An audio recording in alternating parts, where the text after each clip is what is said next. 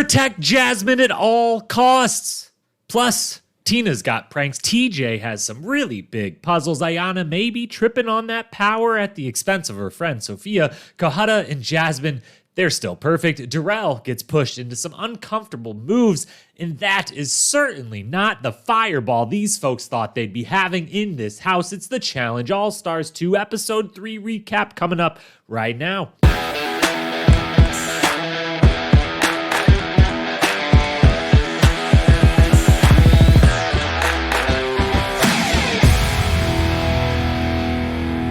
Welcome to The Challenge Historian, where we dive deep into all things MTV's The Challenge, past, present, or future. If it's happening in the Challenge universe, we are here to document it.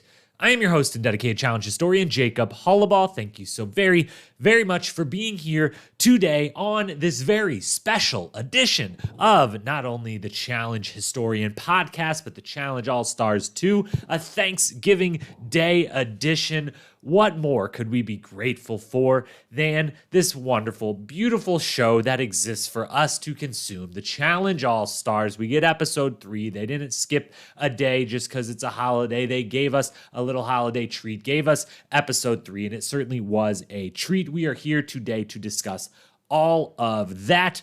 Before we dive into it, which we will go through the whole thing, I promise you that. You know me by now. I'm long-winded on this stuff. I'll talk about it for hours if you give me the chance, and hopefully we won't go for more than, a couple hours, maybe just one here today. But before we do, a couple housekeeping notes. One, first and foremost, thanks for being here on this day. If you are celebrating, I hope you found yourself a big old plate full of food, a bunch of loved ones to spend the day with. I'm thankful to be able to say I did, and I am now recording this podcast after having a bunch of that food and a few of my favorite drinks. So if there's a little more lively to this, or maybe if I'm more short-winded or long-winded, you can blame it on that. But I hope you are having a wonderful day, and I have to say I am thankful most of all of many, many things that I am blessed to say I'm thankful for. I'm mostly very, very thankful that any of you out there listening to this would even be listening to this right now. It means the world that you're here. Thank you for being here. Thank you for listening. And thank you to the Challenge Gods, aka, the cast, the producers, the actual people, the Challenge Gods out there for giving us this wonderful content to discuss. Discuss it we shall. A few notes before we begin. The Spies, Lies, and Allies recap is up. A little bit later than normal, same as this podcast you're now listening to. It's coming out a tiny bit later than normal. Apologies. It is a holiday after all. I am celebrating. So back next week, we will be back to our regular scheduled time slots of late Wednesday night, early Thursday morning for those recaps to come out. But for the holiday weekend, as one that is thankful for the challenge and the content it gives, and for those that partake in my content that I'm putting out into the world, I decided to put out a little extra content this week out over on YouTube, our first ever standalone YouTube video, The Challenge Generations. My pitch for not only how to fix the regular season of the show, make it look a little bit more like these all-star shows that we've come to know and love, but a full-on, the format, the teams, the location, every single facet of what could easily be the greatest season in Challenge history. I call it The Challenge Generations. You can learn all about it. Watch the whole video over on YouTube. Search Challenge Historian or The Greatest Challenge Season Ever, a pitch. Either one of those, you're going to find it immediately. You can watch it and enjoy it over this long weekend. Go take a look, have a watch. Let me know what you think, either in the comments over on YouTube, over on Instagram at Challenge Historian, DM, wherever. Let me know if you agree that it would be one of the greatest seasons of all time, if it's a good idea, bad idea, if I'm way off my rocker, or if I'm right spot on. But that is over on YouTube. Eventually, maybe one day, it may run as a podcast, but it's really meant to be consumed via video. You'll find it there. This is our third and final podcast of this week. Next week, we will be back to our regular time slots.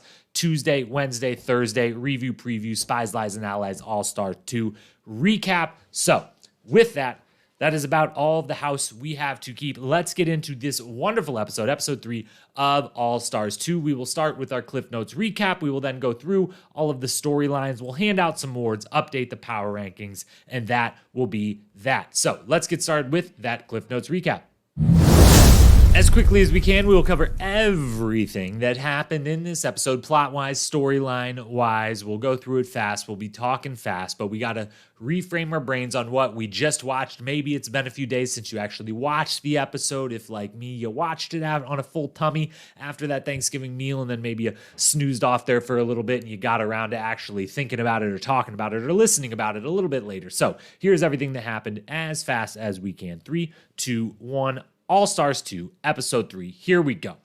Returning to the house in Ayanna is quote-unquote floating, in the words of her former BFF, Sophia. Meanwhile, Nehemiah, he's feeling the power and loving having it. Tina has decided it's time for the first prank of the season and gives Ryan some shorts to wear that turn out to be dissolvable and do just that when he enters the pool. Hilarity ensues. Following that, a daily challenge is played, this time in 2 teams. They've got to retrieve and put together 2 different giant puzzles. It's super hot out. A bunch of people look ready to keel over, but in the end, the quote-unquote brawn team, led by Tina and Darrell, gets the victory, sends the losing team captains, representatives, because I guess we don't say captains anymore, I don't know. Ryan and Ayanna are going straight to the arena, but wait, Ayanna has a life shield, so she's not going to the arena. Instead of letting her team vote on who will take her place, she just announces, no, I'm going to pick myself, and goes for her supposed friend Sophia, saying that it is a gift to send her into the elimination.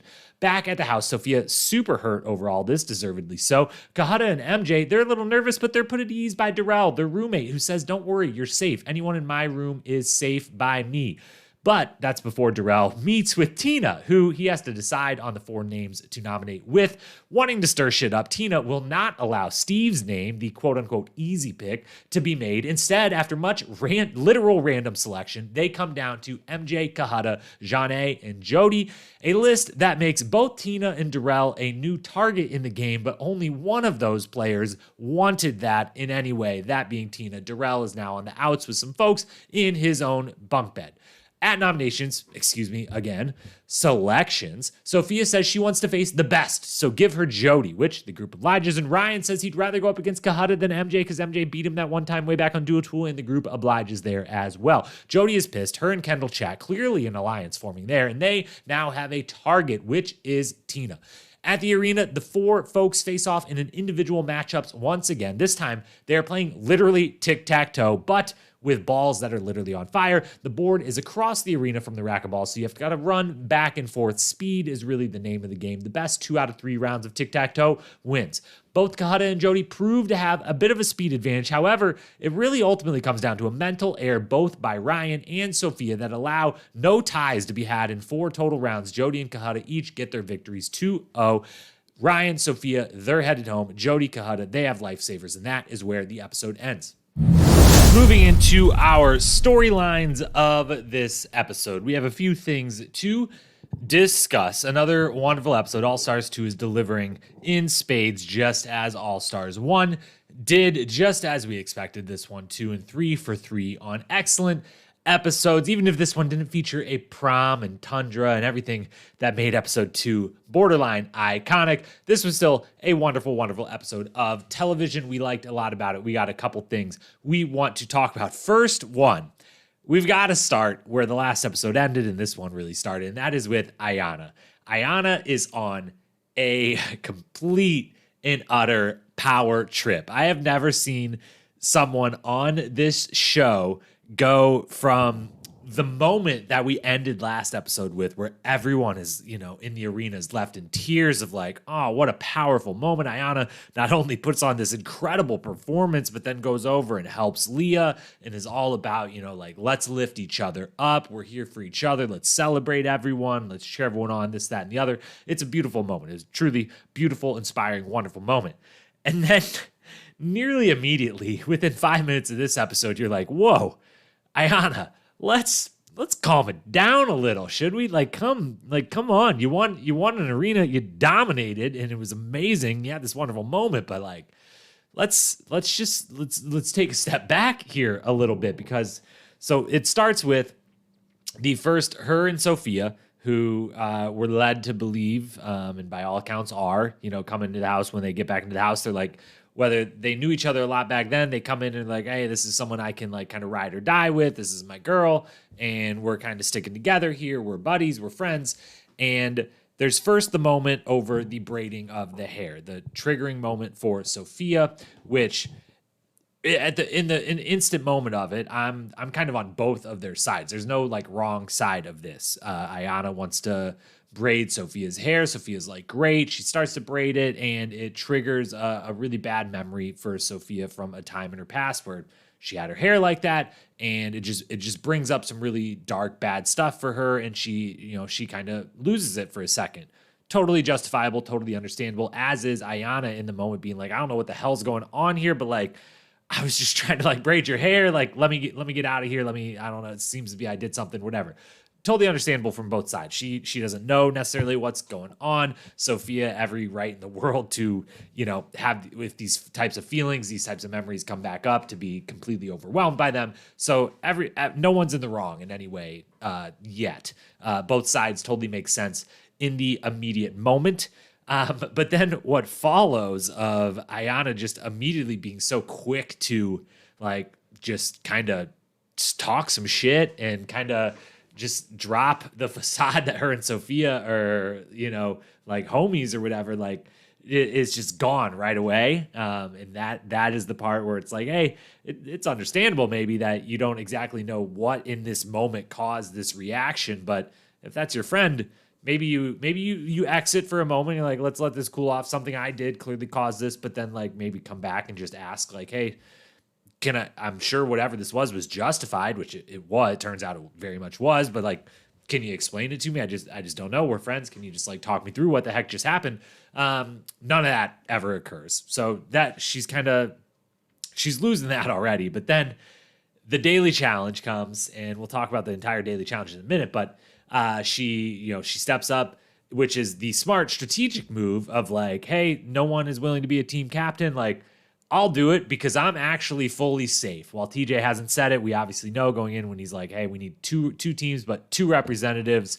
There'll be reward or repercussions for whoever's representatives are the losing team. We're very aware that almost without a doubt, that means 2 people will be in power, 2 people will go straight to the elimination. And she knows, hey, I've got a life shield. So if we lose, guess what? I still ain't going to the arena. So that's fine. I'll be the captain. I'll maybe if we win, I'll get to be in the driver's seat. If we lose, I'm safe regardless. So it doesn't matter. So smart strategic move. I would say anytime there's a team challenge like this and someone has to be elected a captain, whoever has the life shield should immediately be like, I will do it. I would like to, unless they don't want the power. Some people, as we'll see later on, maybe don't want the power of being in charge, throwing someone into elimination. But then as that captain, she just goes absolutely over the top with how much she is in charge in this daily challenge. Make no bones about it. There's a couple different moments. I mean, the whole time she's yelling out orders from the opening part where they all group up and she is just right away like, no one else talk. I'm running this. Let me tell you. A couple other people tried to like chime in. Well, yeah, that sounds right, but we should do that. No. I'm talking. Just there's one thing for taking the lead and giving out the strategy. And, she starts that whole speech off with like, we can't bicker. We can't, we got to work together. We got to listen to each other. We got to put our feelings aside. If someone says, I think that's wrong, all of that's good. The intent, the actual words that are being said aren't that bad, but the ferocity behind it and just the vibe behind it, the attitude behind it is definitely making her team like, whoa, all right. Like you put yourself on the line, but you really didn't because you're safe. And also some of us also have ideas and would like to give them in proper ways of input, but we would like to give our input. So that starts bad. During the middle of the challenge, there's the moment where Janae is like, hey, I'm pretty sure I've got a good idea what we should be doing. It's not what we're doing. I want to try to speak up, but I'm immediately just shouted over by Ayanna. It goes from that. And then the biggest grievance of all, the kind of biggest of all of the power trips is they lose the challenge. They get to the end, and TJ very clearly says, all right, so Ryan and Ayanna, you're the losing representatives, because again, we'll mention it later. The clear lingo change that they're going for on All Stars, I don't 100% get it. I'll just do this tangent now. I get that there's some lingo in certain games that definitely need change. I'm currently watching Survivor, the newest season of Survivor right now, and on it, at the beginning of it, Jeff Probst decides to make an announcement and ask the group, "Hey, should I stop saying 'come on in, guys'?" And for many different reasons, they decide, yeah, you should just say "come on in." You should drop the whole guys thing and like get it, totally with it. Great. If there's some sort of similar reasoning behind why we can't say captain versus now we're saying representative, or there's another one later in the episode and now, selections instead of nominations. That's another one that's just, are you trying to just differentiate from the main show to All Stars or whatever? But like, when did deliberation or nominations become one or the other? And when did it become selections instead of nominations or deliberation? When did we become not allowed to say captains and it's just representatives? It's very odd that the lingo and all whatever, but they really stressed it at all times. But as that representative of the team, he says, you two are supposed to go into the arena. Ayanna, you have a life shield, so you are safe. The entire team, and he enunciates, the entire team has to select someone to replace Ayanna in the arena, to which she immediately, before anyone else can speak, replies, "Oh no, it's good, guys. I got this. I'll take the pressure off everyone else. I'll just pick by myself." And it's like, hey, yeah, some people might not want to throw a vote out there, but also some people might not want you to just be the one picking by yourself and no one says anything in the moment. They could have. But so she just gets to pick, and she tells Sophia, "Hey, I'm picking you, and it's a gift. You're welcome." It's just, not feeling it. As we'll get to in quote of the week, Jasmine says it best I don't know that that's a fucking gift, They get back to the house. And it's just kind of clear from some of the confessionals and some of that the house has turned in very quick fashion from where we ended last episode to where we are by the middle of this one of, we still love Ayanna, but did this power kind of run to her head? Did she got to a great place in the game and maybe just felt like now she gets to be there forever, whatever. But interested to see where her game goes, if she can get those positive vibes back on her side, or if it was just a quick rise to the top and is going to be just as quick as a downfall. Moving on, next storyline. This one, almost nothing really to be said about it other than just Cohutta is perfect. Thank you so much, Cohutta, for being back on this show and being in our lives. He's freaking amazing. We'll talk about the layer later and a little more of his actual win or whatever, but just love all the Cohutta content. Give us as much Cohutta content as you can. Next thing, Darrell just getting worked over by Tina. The entire nomination process, selection process, whatever we're calling, is nomination. Is it called selections later? Because nominations is what Darrell and Tina did, and selection is what the rest of the house does. Maybe so. I don't know. But Darrell and Tina go to pick some names, and Darrell, knowing very, well-experienced man in this game, understands all the ins and outs of it, and knows immediately, hey, maybe I actually don't want to be the one in charge this early, making decisions this early, and so goes around and tells his, the people in his room. He at least is smart enough, well-experienced and seasoned enough to tell them, hey, I'm looking out for y'all, but that doesn't mean that your names aren't going to end up in the thing because, I'm going to try my best, but it's me and one other person. I don't know what she wants, and if there's two in there. But he does promise, hey, I know that I am going to make sure Steve is one of the guy names, and that Cohutta and MJ, you're good because everyone will vote for Steve, and that'll be fine. And that Jody and Janae, if your names are in there, it'll be with someone else, and we will make sure that other person gets the votes. It's all fine. And then Tina comes in. She's got totally different plans. Tina just runs this episode. 2 out of 3 episodes now. She is just dominated. She's dominating the season as far as just storylines and impact and influence and everything else, and just pure A+ TV. But she at first wants to go full on, hey, what if we just flip all the boards over and draw at random? How about that idea? Darrell's like, how about we think this through a little bit and not just randomly select? That'll make a few too many people mad. So then she's like, all right, well, I'm going to guess that you want to throw in Steve because that's the easy vote. So if I get to pick anyone that we're not allowed to vote for, it's Steve. His name's out. Done.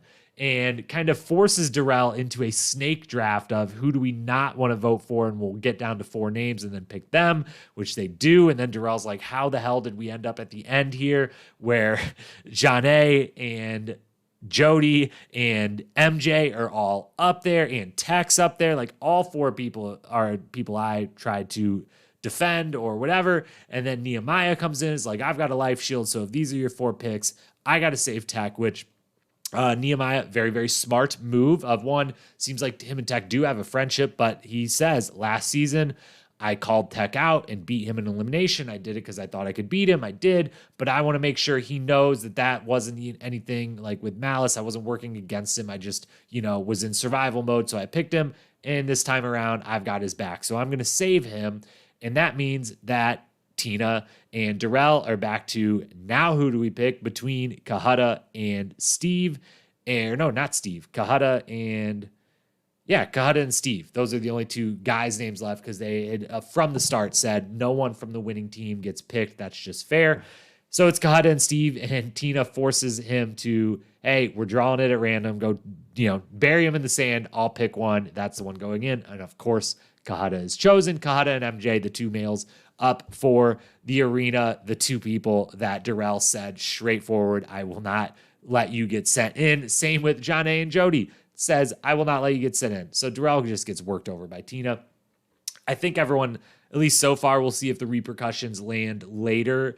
But in the beginning of this and in the moment after they're revealed and the selection process and everything else, it seems like they all understand this wasn't entirely Darrell's goal or opinion, and that he might have got worked over by this one. And most of the ill will is headed towards Tina. Speaking of Tina, we'll talk about it in best moment, but why she and those, especially from back in her generation, are just so amazing at the show on the TV side of it, the producing a television show for entertainment before we worry about the sport aspect.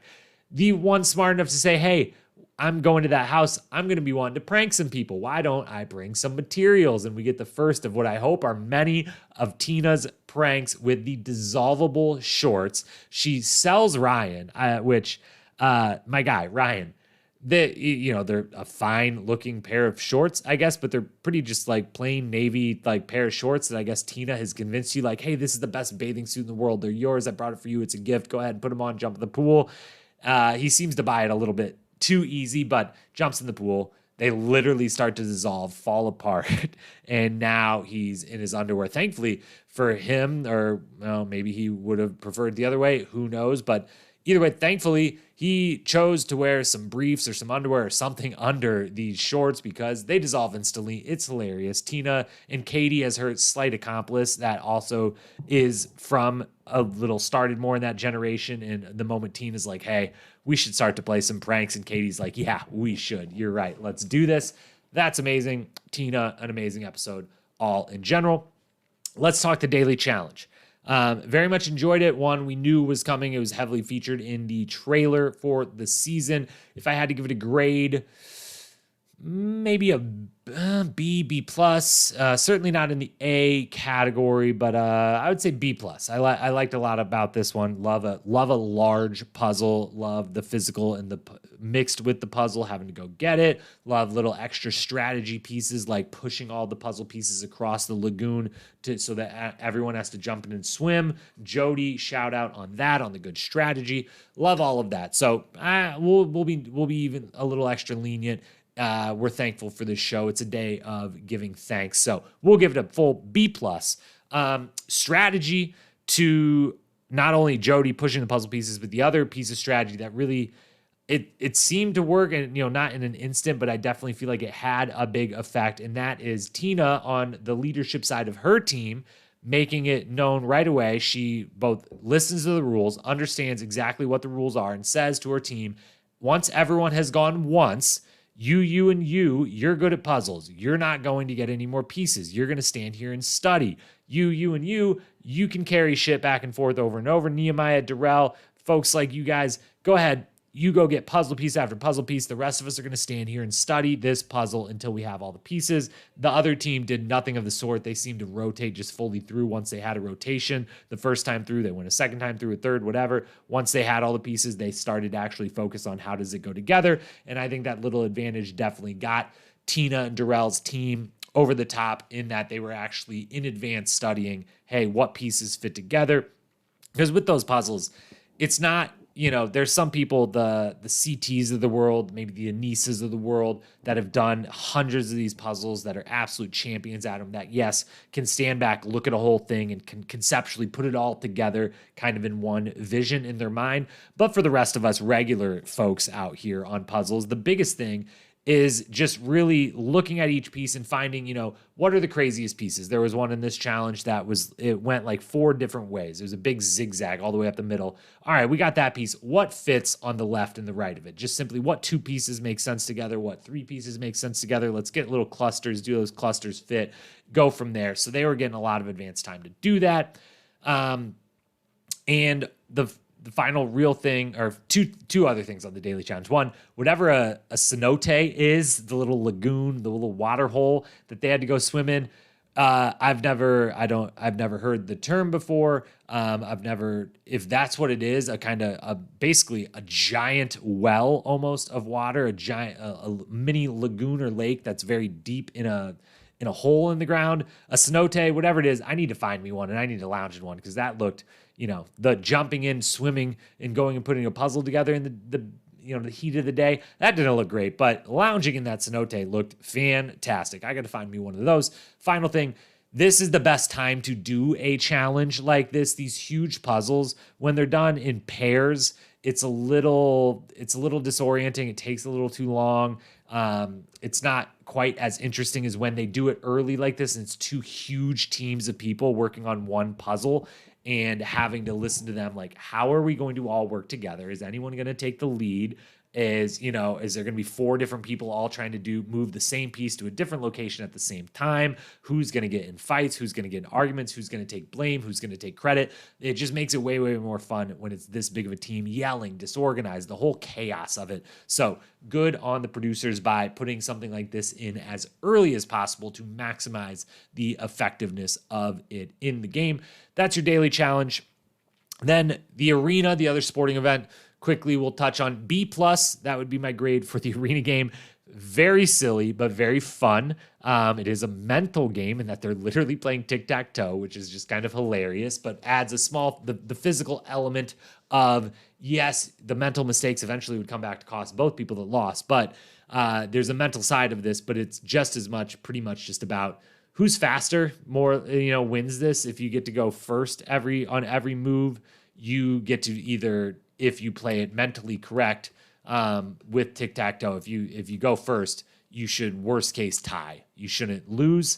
And it pretty much plays out like that, more or less. Got to be said, the pyro guy, whoever on the production staff, the pyro guy or gal or person or whoever's in charge of all the pyro and the explosions, it has been kind of a running joke and for the last, I don't know, even since like Dirty 30, the last 6, 7, 8 seasons of the regular show, that their budget for the pyro department has just gone up and up and up, and more needless and useless examples of, well, what if at the end of this challenge, we just randomly told them you also have to pull this lever and way over yonder, there's going to be a big old explosion. Why? No reason other than just we've got a bunch of fireworks and we want to use them.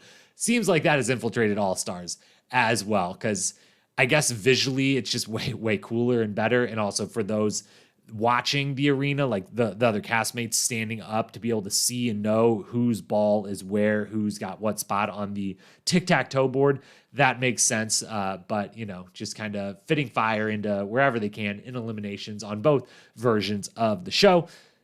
Fact that there were 4 winners in 4 rounds, 4 winners. If you played tic-tac-toe, which I haven't necessarily recently. I did a bunch as a kid. If you ever did and you remember anything about it, you almost always tie. That's the name of the game, is pretty much just a tie every time. If you know some trickery, you can maybe trick someone into winning, or you just get lucky. They make a mental error, or they're like, we've tied 13 times in a row. This is dumb. Why are we playing tic-tac-toe? You win. I'm done. But the fact that it was 4 for 4 winners, the mental airs just all over the place. In this, I would assume the production planned on this being like round after round. Like I would imagine in their production meeting, this is one of them. They're like, so are we going to have to play like a montage of just tie after tie after tie? Like, is one of these going to go 32 rounds of tic-tac-toe until we have to make up a new rule? I bet they had a new rule on hand for if it was ties after tie after tie, what they would have done.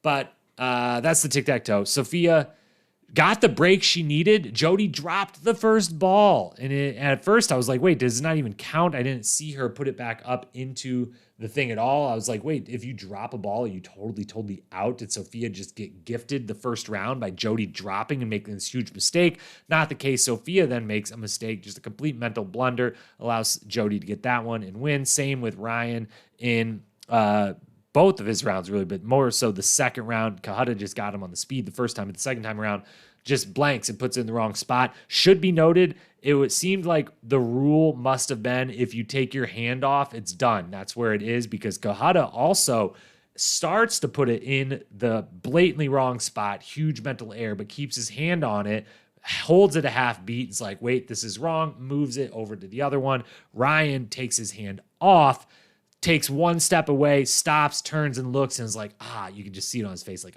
fuck, what did I just do? But like, he had let go of his. So it seemed like they knew, and Cohutta was so confident when his was like, I can move it. I haven't taken my hand off. I can move it. Seems to have been the rule.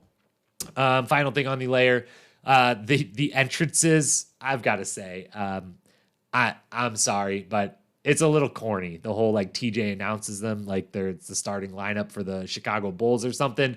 I would feel as uncomfortable as these people look with the camera on me in the little dark tunnel that they've got. And then inevitably they all like run out and they're like, am I supposed to like do something, give a cheer, be all excited, or do I just walk out or run out or whatever? It's a little corny. But I'm sure eventually it'll lead to some fun moments. Final storyline to talk about then is the alliances. We do have some alliances forming in the house, and one of them, the first one we saw form over the first 2 episodes, the Cancun trio plus Ryan, the Cancun 4 in a way, is now already down to 2. They lost Derek, now they lost Ryan, so Jasmine and Janae are down to just the 2 of them when they had the strongest 4-person alliance in the game at the beginning, so that's down to 2. We clearly see in this one, Jody immediately when she's upset goes to talk to Kendall. The 2 of them clearly are working together in some order. They're now going to be targeting Tina for sure. That is a powerful duo to look out for with Jody and Kendall, who we will get to our power rankings later, but last week and coming into the season, that was literally 1 and 2 on our female side of the power ranking. So definitely a duo to be reckoned with. And then also, as we predicted on the Review Preview podcast, we said, be on a lookout for if they have to be in the 2 teams, how quickly those teams get put together and how different the teams are, how much it's kind of one team that's like all of the, the quote unquote strong players and how much they want specific people with them, and how much is kind of an underdog mentality over on the other team. They do in this split into teams very, very fast. Jody is the only kind of surprise left out. The one side you got like Brad, Derek, Nehemiah, Darrell. They're like, all right, we got to get together. We got to be on a team. Whoever else is with us, that's great. Jody's the only one that kind of seemed odd that Derek or Brad didn't immediately be like, well, no, bring her over here though, and then we're good. But it was a very clear divide. There was a couple comments made of like an MJ being like, that team looks like they got all the studs over there. I kind of wish I was over there on that team. Like I thought I was a little bit more part of that alliance. So interesting to look at going forward, not only when they're in pairs or when they're in teams in Daily Challenge, of how those are split up since they get the choice for that and where that shows alliances being made. Those are the main storylines. So with that, let's then talk a few more things about the episode, but do so via giving out some hardware. Let's move into the awards section of the podcast.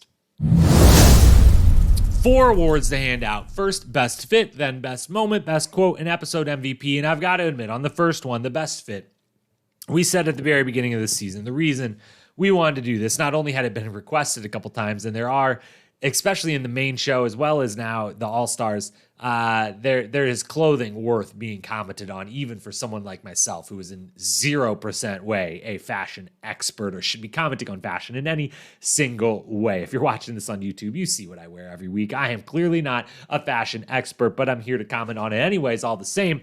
And first, have to mention, not the opposite of the award for best fit, worst fit, but just because it's clothing related, I've got to mention it again. I said it during the preview podcast extravaganza for the season, but I've got to mention it again. I cannot get used to the Reebok clothing. I know I am so stupid for thinking this matters in any way.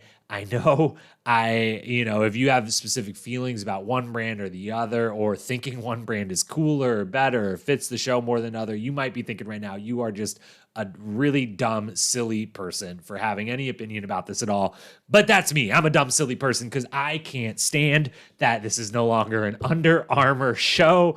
I can't have it. And it drives me even more crazy that, as mentioned on that preview podcast, is that the season they seemingly ditch Under Armour and now they're going with Reebok and the clothes are way worse for it. But the same season, they have this skull logo that they use everywhere. It's in the arena, it's in the house, and now in this daily challenge, it's literally on every piece of the puzzle to tell the people which way the puzzle pieces go or whatever. But that logo is literally Dwayne "The Rock" Johnson's Project Rock logo, which is an Under Armour brand. They stole the logo, the sub-logo of Under Armour, their most profitable brand, their biggest name brand, the Project Rock brand. They're like, we're going to steal that logo, but we're also going to ditch you as our clothing sponsor. We're going to go with Reebok. I don't know. Maybe they just got handed a big old bag full of money. Maybe the All-Stars is just trying to be different. Same thing with the selections and the representatives. Maybe they're just going to be Reebok and the main show is Under Armour, and they're double dipping from both of these big companies. But regardless, I can't get used to it. And since best fit, we're talking about clothing. This is the opposite of best fit, but it's clothing related. So I wanted to shout it out here. As for actual best fit of the episode, only 2 nominees. Will admit, I'm still getting used to that this is an actual category. So when something doesn't completely, utterly stand out, I'm maybe not as well prepared to give out this award as I should be. I will do my best moving forward to remember as I'm watching to be a little more on the lookout. But we still got 2 nominees this week. One of them is those dissolvable swim trunks that Ryan puts on at Tina's bidding. Again, pretty regular looking shorts. I don't know, if you got to assume something's wrong. Maybe Ryan did, and just in the assumption was like, whatever she's doing this for, there's a reason and it's going to be fun or funny or whatever. Maybe he was in on it the whole time. Who knows? But if someone in the house is just like, hey, guess what? I brought you some swim trunks. Here they are. They're just navy shorts. They're swim trunks though. You should wear them in the pool. Like, what are you... If there's some crazy design or something, maybe you're like, oh yeah, all right, whatever. You like, yeah, I'll try them on, whatever. But like, they're just plain navy shorts or whatever. So, but it's hilarious. It's a great moment. He handles it like a champion.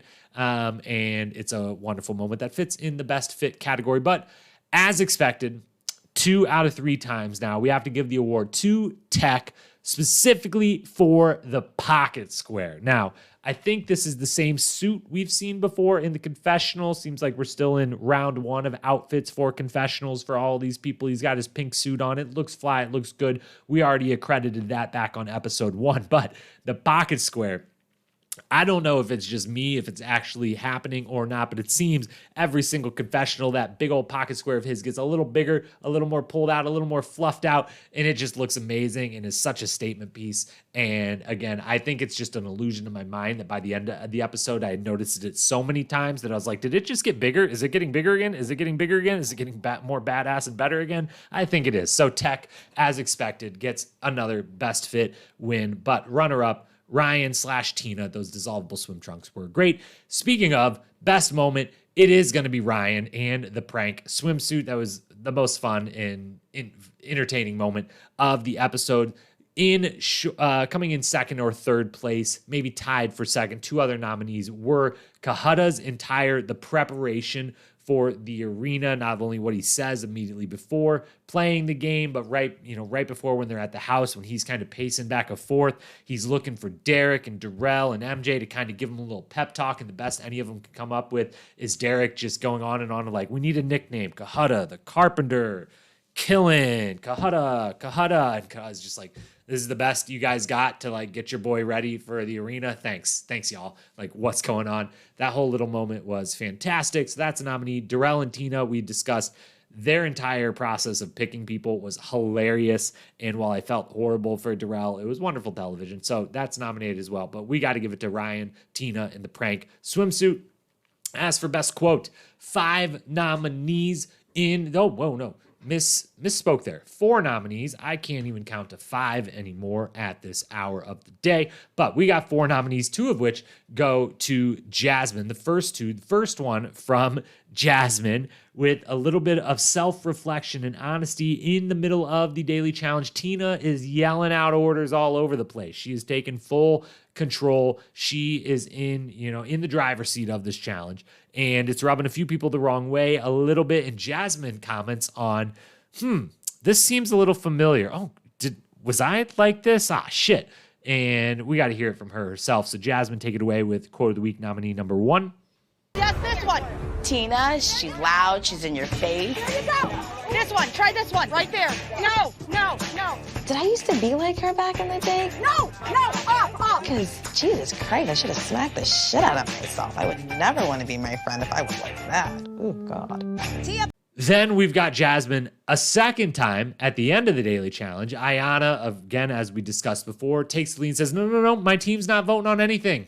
I'll just pick. I'll send someone in. Sophia, you're going in. It's a gift. You're welcome. And Jasmine, yet again, comes over the top with a proper correction. And I abide by everything that she says here in this quote because, Ayanna, it wasn't a gift. But let's let Jasmine explain. You're not giving that girl a fucking gift. A gift is a fucking croissant or a spa gift card. It's not a goddamn gift. Let's go. Let's get up some. Then we've got Cohutta.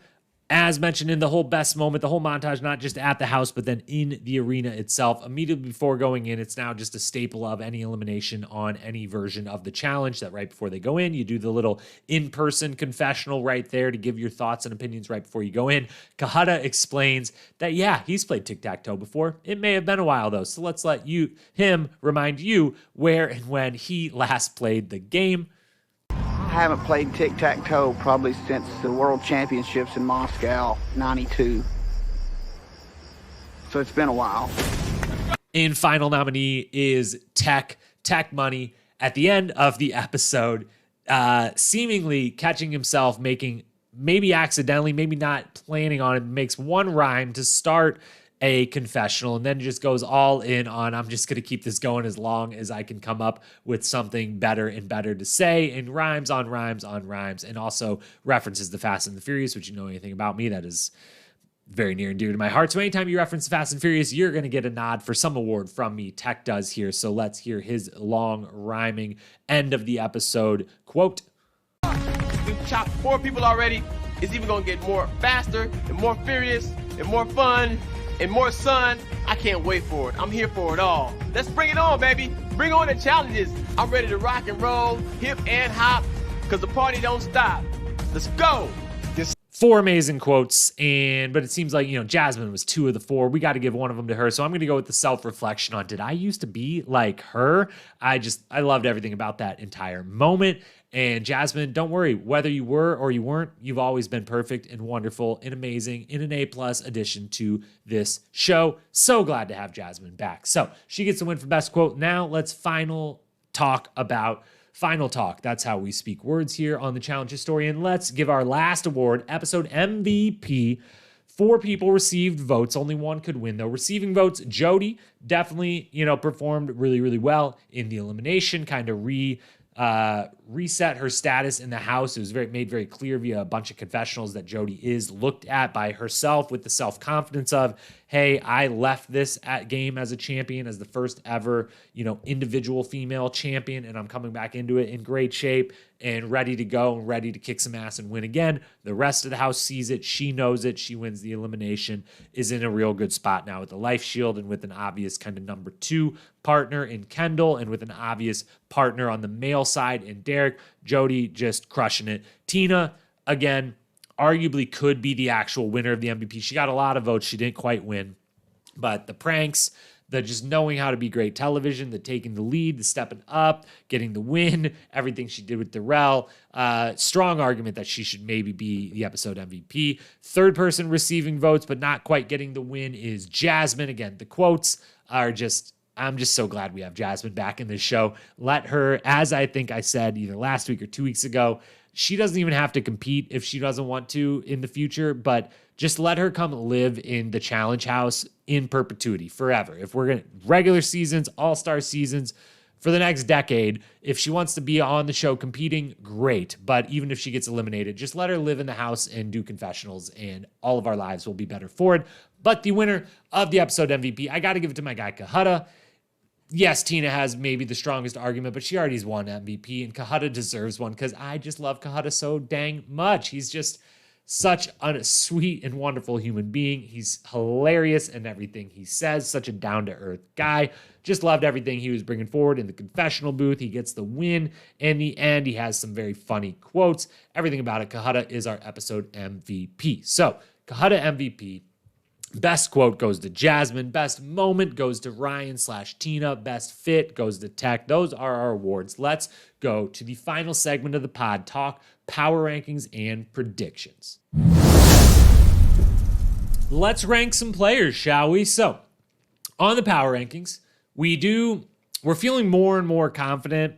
I forget when, if it was on the preview. Yeah, it was on the preview extravaganza where we said, whether we thought or not, we wanted to say that there would be a male and female winner. I'm leaning even more and more towards they are going to have at least 2 winners, whether it's, 2 individuals on a male and female side, whether it's a pair winning as a pair in the final some way or another. I don't think there's going to only be one single winner on this season. So I feel even better about doing a male and a female power rankings and really thinking about who's going to win on each side of this. So we did last week we did the women first. We'll do the men first this week. A small shakeup in the rankings from last time to this time, and that is that formerly number 1, Darrell, falls all the way to number 4. Not quite out of the top 5 rankings, but falls to 4. In his place, number 1 spot on the male side, I'm saying is Brad,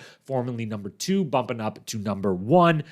I just think he's, physically going to be as good as anyone else in this game. And I think he's got great relationships. And so far, we have seen him do nothing but just kind of float in the background. And that's where you want to be at this stage of the game. No one's upset with him. No one's ruffling feathers, but everyone's still, he was one of the first people to kind of be pulled towards, well, this team is, these 3 or 4 guys want to be on the team. These 3 or 4 girls want these 3 or 4 guys with them and want to be on the team. And so Brad, number 1 spot. Number 2 spot, tie. Derek and Nehemiah moving up from 5 to 2. I still feel like both of these are competitors that are going to really run and dominate this game. I just don't know which of the 2, with the little kind of rivalry brewing between them. Whichever one wins out on that, I feel like is the one that deserves to be in the 2nd spot right here. So for now, they are tied. Cohutta is in 3rd on the power rankings. That's where he was before. That's where he is now. Darrell, formerly number 1, now number 4. Tyler, number 5, formerly number 4. So we got Brad. We got Derek Nehemiah tied for 2. We got Cohutta, Darrell, Tyler. That is your 5 on the male side.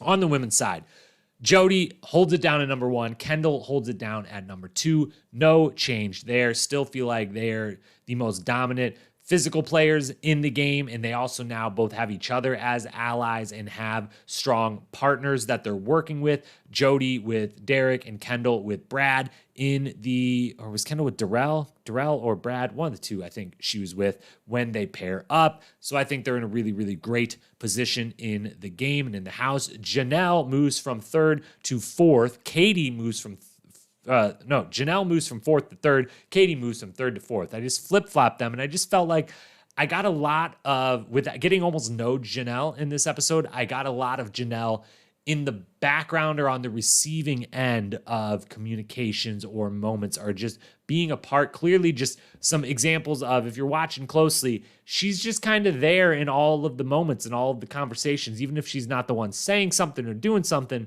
she has clearly befriended a large number of the people in the house and is very, in tune with everyone in the house. I just really liked how much I was seeing her pop up without actually seeing her.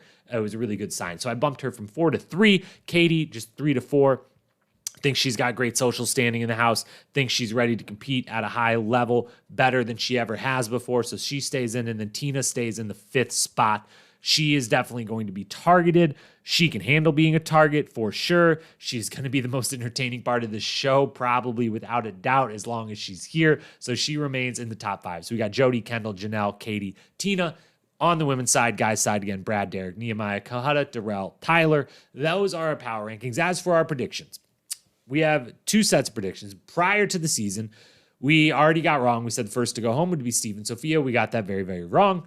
Sophia's second to go home, so, we're close there. And we officially have the first of our 10 finalists we predicted before the season. We went all the way out on the end of that branch and said that Brad, Darrell, Tyler, Cohutta, Ryan, Jody, Kendall, Jasmine, Janelle, and Melinda would be the 10 finalists. Ryan did go home, so we are officially have 1 wrong of the 10 we said. The other 9 are still in play. We said Brad and Jody would win. Both of those are in play. But as for the season-long predictions we've made in season, every single episode we make 1 new one at the end. We will do so probably through maybe 7 or 8 episodes until it gets right up into that final, and there's not really a point to making more predictions.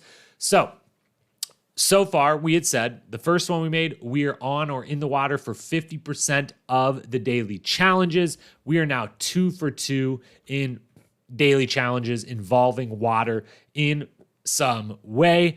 We already know from the next week on that'll be 2 for 3 very soon, but we're looking good there. Then last week we said the life shield would be used at least 50% of the time it was available, and we are now 2 for 2. Both of them were used immediately in this episode, and it just feels even more like those are just going to be used almost without a doubt every single time. We'll see if it stays above 50% or not. Our new prediction, we've got to add one to the list, and this week we will add this one. We already said before that Darrell would be one of the finalists, but I'm going to go a little further. Darrell will not see an elimination this entire season. No chance, no doubt about it. Darrell is going right to that final. No eliminations for him. I don't see anyone wanting to vote him in. I don't see him losing in a way that leads to him being directly going into the arena. I don't think he sees an elimination. So that is our new and most recent predictions. We will keep you updated on where those are for the season. Final note of the whole podcast is, if you are someone who doesn't watch the next week on, I commend you. I get it. As someone who's super duper against spoilers, there is a part of me that sometimes doesn't even want to watch next week on. But that is where I draw the line, is I will watch that, and that only as far as thinking or knowing what might happen on a next episode or the rest of the season.